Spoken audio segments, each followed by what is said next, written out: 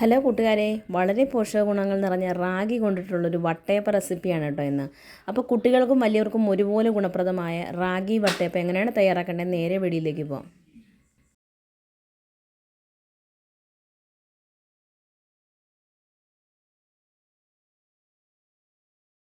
അപ്പോൾ റാഗി വട്ടയപ്പം തയ്യാറാക്കാനായിട്ട് തുടങ്ങാം. അതിനായിട്ട് ഞാനിവിടെ ഒരു പാത്രം എടുക്കുവാണ്. അതിലേക്ക് 1 കപ്പ് റാഗിയുടെ പൊടിയാണ് ചേർത്ത് കൊടുക്കുന്നത്. നമ്മുടെ കടയിലൊക്കെ അവൈലബിൾ ആണ് റാഗി പൊടി. അപ്പോൾ 1 കപ്പ് റാഗി പൊടി ഇട്ട് കൊടുക്കുന്നുണ്ട്. അതിലേക്ക് 1 കപ്പ് വെള്ളവും കൂടി ഒഴിച്ച് കൊടുക്കുവാണ്. ആദ്യമേ തന്നെ റാഗി നല്ലതുപോലെ മിക്സ് ചെയ്തെടുക്കണം. അതിനുശേഷം വേണം നമുക്ക് ബാക്കിയുള്ള സാധനങ്ങൾ ചേർത്ത് കൊടുക്കാൻ. അപ്പോൾ ഒരുപാട് വെള്ളം ഒഴിക്കേണ്ട ആവശ്യമില്ല. 1 കപ്പിന് 1 കപ്പ് വെള്ളം ഒഴിച്ചാൽ മതി. അത് നല്ലതുപോലെ ഒന്ന് മിക്സ് ചെയ്തെടുക്കുക. പിന്നെ ഓരോരുത്തരുടെ റാഗി പൊടിയുടെ ഇതനുസരിച്ച് കുറച്ച് വെള്ളത്തിൻ്റെയൊക്കെ മാറ്റം വരാം.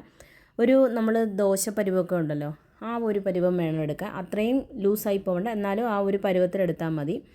ഒത്തിരി അങ്ങ് ലൂസായി പോകരുത്. അപ്പോൾ 1 കപ്പ് റാഗിക്ക് 1 കപ്പ് വെള്ളം, ആ ഒരു കണക്കിന് വേണം എടുക്കാൻ. അപ്പോൾ അത് നല്ലതുപോലെ കട്ടയൊന്നും കെട്ടാതെ നല്ലപോലെ മിക്സ് ചെയ്തെടുത്തിട്ടുണ്ട് കേട്ടോ. ഇനി നമുക്കിതൊരു മിക്സി ജാറിലോട്ട് മാറ്റാം.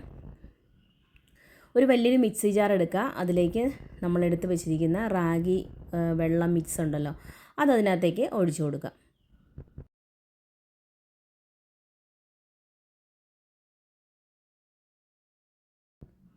അപ്പോൾ ഇതാ റാഗിയുടെ ഇതൊക്കെ ഒഴിച്ചു കൊടുത്തിട്ടുണ്ട്. അതിലേക്ക് ഒരു 1/2 കപ്പ് നമ്മൾ സാധാരണ നമ്മുടെ ഉപയോഗിക്കുന്ന ചോറ് വെച്ചിരിക്കുന്ന ചോറുണ്ടല്ലോ, 1/2 കപ്പ് ചോറും കൂടി ചേർത്ത് കൊടുക്കുക. ഒരു മധുരത്തിനനുസരിച്ചിട്ട് 1/2 കപ്പ് നമ്മുടെ ഇതും കൂടി ചേർത്ത് കൊടുക്കുക, ശർക്കരയും കൂടി ചേർത്ത് കൊടുക്കുക. ഈ ശർക്കരയ്ക്ക് പകരം നിങ്ങൾക്ക് വേണമെങ്കിൽ പഞ്ചസാര വേണമെങ്കിലും ചേർക്കാം കേട്ടോ. പക്ഷേ ഹെൽത്തി ആയിട്ട് തയ്യാറാക്കണമെന്നുണ്ടെങ്കിൽ ശർക്കര തന്നെ ചേർക്കുക.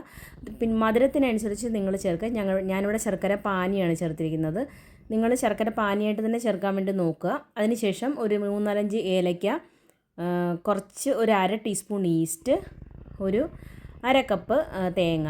ഇതിൻ്റെയൊക്കെ കറക്റ്റ് അളവുകൾ ഞാൻ ഡിസ്ക്രിപ്ഷൻ ബോക്സിൽ ഇട്ടേക്കാം കേട്ടോ.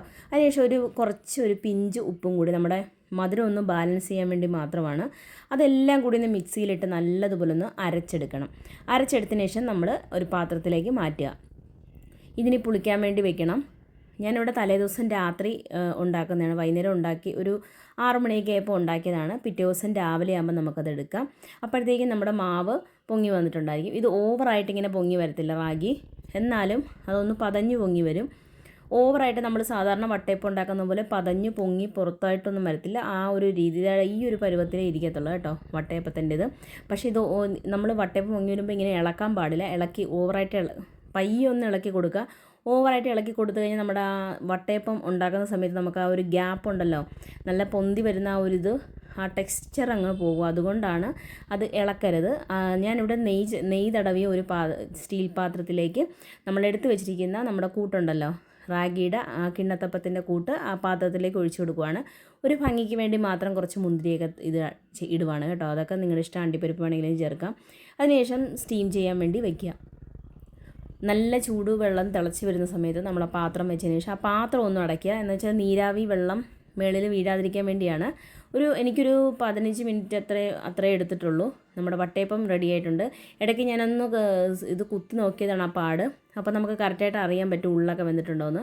അതിനുശേഷം അത് തണുക്കാൻ വേണ്ടി വെച്ചിട്ടുണ്ട്. തണുക്കാൻ വെച്ചതിന് ശേഷം ഇതുപോലെ നമ്മുടെ പാത്രത്തിൽ നിന്ന് സൈഡൊക്കെ ഒന്ന് വിട്ട് വരും. അപ്പോൾ അത്രയേ ഉള്ളൂ.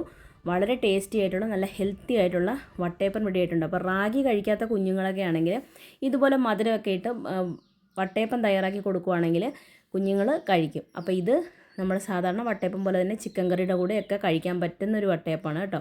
അപ്പോൾ എല്ലാവരും ഇതുപോലെ ഒന്ന് ട്രൈ ചെയ്ത് നോക്കിയിട്ട് ഫീഡ്ബാക്ക് ഇടാൻ മറക്കരുത് കേട്ടോ. അപ്പോൾ നമ്മുടെ ചാനൽ ഇതുവരെ ആരെങ്കിലും സബ്സ്ക്രൈബ് ചെയ്തെയാണ് കാണുന്നതെങ്കിൽ ഒന്ന് സബ്സ്ക്രൈബ് ചെയ്യാൻ മറക്കരുത്. നമ്മുടെ ഫേസ്ബുക്ക് പേജ് ഫോളോ ചെയ്യാനും മറക്കരുത്. അപ്പോൾ പുതിയൊരു വീഡിയോ ആയിട്ട് വരുന്നിടം വരെ thanks for watching. Thank you. By.